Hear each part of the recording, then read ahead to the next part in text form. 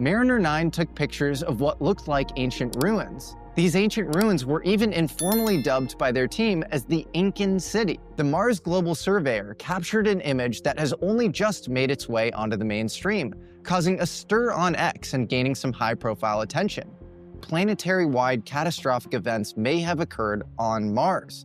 His theory suggests that high concentrations of particular elements created only via rapid processes, like in thermonuclear explosions, may have been caused by a nuclear war on Mars. Bone on Mars. What? Okay. That's on Mars. That's on Mars. That's a bone. What? Is that real? That's real. That's 3 feet long and that big around. And it's got buttons on it and a rotating thing that here. was taken on Mars. That's laying on Mars. This structure provoked a lot of speculation for more than 20 years. But eventually, higher resolution images seemingly put that question to bed, at least for most. The established narrative was that this was all just a case of pareidolia, the same psychological effect that makes us see familiar shapes in the clouds. Nothing but some shadows and angles of light. Questioning this interpretation became synonymous with quackery and conspiracy. The region of Mars that the face is located on is called Cydonia.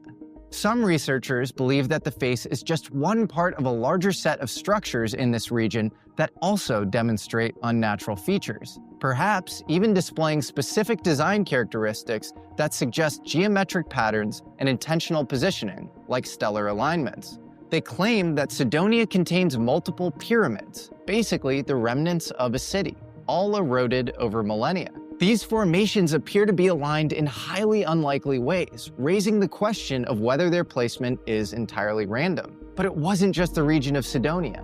In the Elysium area at the north, probes photographed huge pyramids, some 500 meters high, some with 4 sides, just like the Great Pyramids of Giza. And near Mars's south pole, Mariner 9 took pictures of what looked like ancient ruins. These ancient ruins were even informally dubbed by their team as the Incan City. Elsewhere, vast areas of monolithic structures, tunnels, even other faces, seem to defy explanations that they came from only natural processes. To be clear, I'm not at all denying that many of these features could just be explained by basic Mars geology. But take this thought experiment.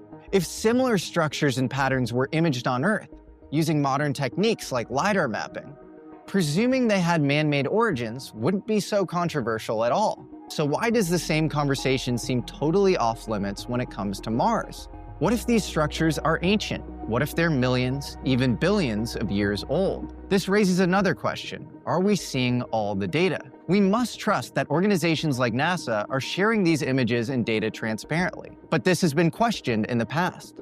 For instance, Stanley McDaniel, a professor emeritus at Sonoma State University, wrote a 200-page book about NASA's failure to properly investigate the structures on Mars, and questioning why that was the case. Richard Hoagland made similar claims in, admittedly, his very controversial book, Dark Mission: The Secret History of NASA. Which brings us to the most recent chapter in this story.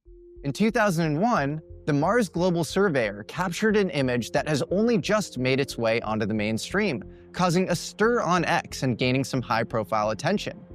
The image shows a square structure with clear right angles, possibly spanning several kilometers per side. The geometry suggests a high potential that this could be an engineered structure. Of course, the square on Mars is being explained away by skeptics as a natural geological structure. And it might be, but the point really is that we don't know. Moreover, we've only imaged a tiny fraction of the Martian surface in significant detail. And we've physically explored only very small portions through robotic envoys, so we don't know what we don't know. And yet, despite this, the idea that there could be artificial structures on Mars is given no credence at all. Now here's the thing, if you suggest that life could exist in some basic microscopic form on Mars, even right now, perhaps under the surface or in some particular unexplored zone, I think that even the professional skeptic would accept that as a possibility. Even President Trump openly floated the idea that life once existed or still exists on the red planet. There's no reason not to think that Mars and all these planets don't have life, And there is plenty of evidence to suggest this to be a distinct possibility. In 2003, methane was detected in the Martian atmosphere, an organic molecule usually seen as a marker of life. Its source is still debated. but it could be that microbial life exists somewhere below the surface of Mars. In 2015, researchers stunned the world when they claimed to have finally found definitive evidence of salty liquid water flowing on the surface of Mars in the summer months. Moving water has long been considered a crucial marker for the possibility of evolution to occur like it did on Earth. Another presumption was that life could not have survived on the surface of Mars because it's always lacked a global magnetic field, or a magnetosphere. However, in the last couple of decades, evidence has been gathered to suggest that Mars did have this protective layer, and it was probably stripped away sometime in the distant past. This means that there could have been a long period of time where Mars had rivers, lakes, perhaps even oceans, all protected by a functioning magnetosphere. We've even got our hands on physical evidence from Mars to investigate. In 1984, scientists found a Martian meteorite in Antarctica. It was codenamed ALH 84001. When the meteorite was examined, they discovered microscopic structures that resembled fossilized bacteria. The discovery even prompted President Clinton to make an official televised announcement on the possible discovery of life on Mars. Today, Rock 84001 speaks to us across all those billions of years and millions of miles. It speaks of the possibility of life. So from this fascinating but orthodox scientific viewpoint, we can look at numerous pieces of evidence, even the evidence of what you see around you on Earth, that if life is possible on Mars even today, the likelihood that it could produce complex, even technologically capable life forms in the past should not really be that controversial, especially when we consider how much more there is to find out about our most similar solar neighbor. But on the other side of the spectrum of orthodox theories and controversy, there have been some more interesting claims. For instance, in 2020, Haim Eshed, the head of Israel's space program for nearly 30 years and three-time recipient of the Israel Security Award, made a shocking statement. He claimed that the United States and other nations have had direct contact with a galactic federation, some kind of coalition of alien races that have interacted with us for years. According to Eshed, these beings have instructed governments not to disclose knowledge of this to the rest of the population yet because they want to avoid mass hysteria. He went even further, however, suggesting that American astronauts are actually working alongside these extraterrestrials in an underground base on Mars. Now, of course, we can't confirm or deny this, but those interested in ufology will know that this isn't the first time that claims of meetings or secret treaties with extraterrestrials have surfaced. Something slightly more grounded is a theory suggested by researchers like Graham Hancock. He states in The Mars Mystery that there could be some connection between the symbolism of these eroded monoliths in a place like Cydonia and the ancient civilizations of Earth. At this point, who knows? There are a lot of possibilities on the table. Even the question of what happened to Mars to create this seemingly lifeless place is full of fascinating theories. Over the last decade or so, Dr. John Brandenburg, a plasma physicist and propulsion scientist, has found evidence to support his hypothesis that planetary-wide catastrophic events may have occurred on Mars.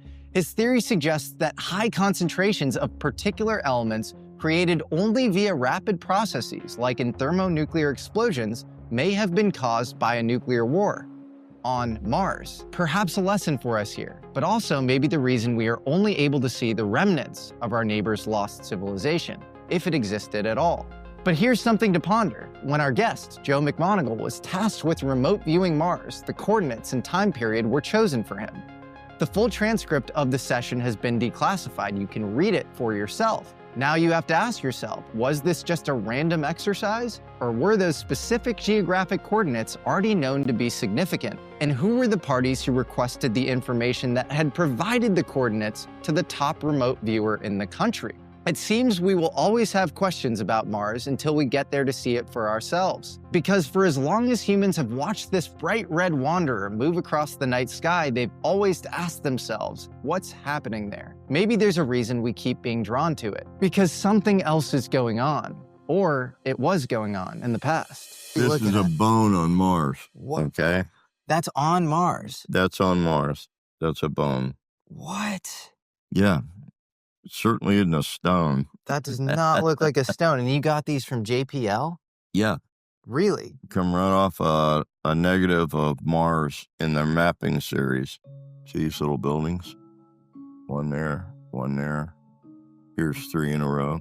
Buildings. Yeah. This is on Mars. Here's a building over here. Is it a picture from a rover or is it a picture from a telescope or? It's a picture from a mapping. Here's a curlicue. It's a picture from a mapping satellite. That's a satellite making maps of Mars. Wow. That is a non-natural edge. You don't get a 30-mile edge like that. Wow. Just by nature. That's a sheer cliff. How long is that? 30 miles. 30 miles. Now I'll show you where it comes from. Here it is. So that's that edge. That's just a deep chasm.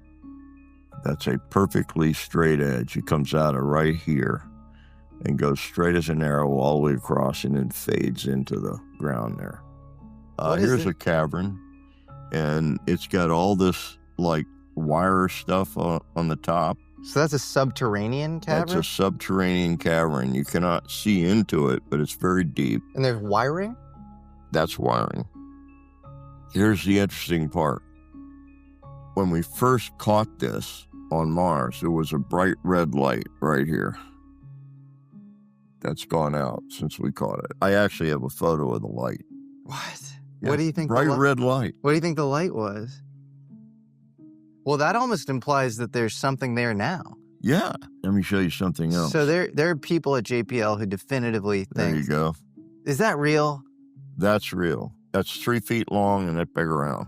And it's got buttons on it and a rotating thing that here. was taken on Mars. That's laying on Mars, man. And if you sent that to like a NASA photo instrumentation specialist, they wouldn't be able to debunk it. What they do is they say, bullshit, that's not off of Mars. Well, I have the negative.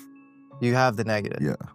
So they can say whatever the hell they want. And you can back it up with these JPL guys. Yeah. Wow. So I will send you that. Thank you. Okay, and I'll send you something else very similar. Joe, I appreciate it, man. Yeah. This is amazing. Not a problem. So JPL is just sitting on these. Yeah, but you got to understand something. You got to know exactly what negative you're asking for to get the picture. Why would they hide this information? They're not hiding it. They're just not talking about it.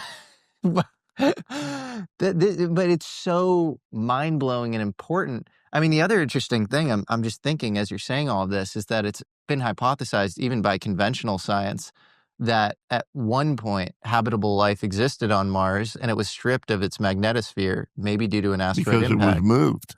Something passed through our solar system and took inner area planets and moved them to outer areas, outer rim.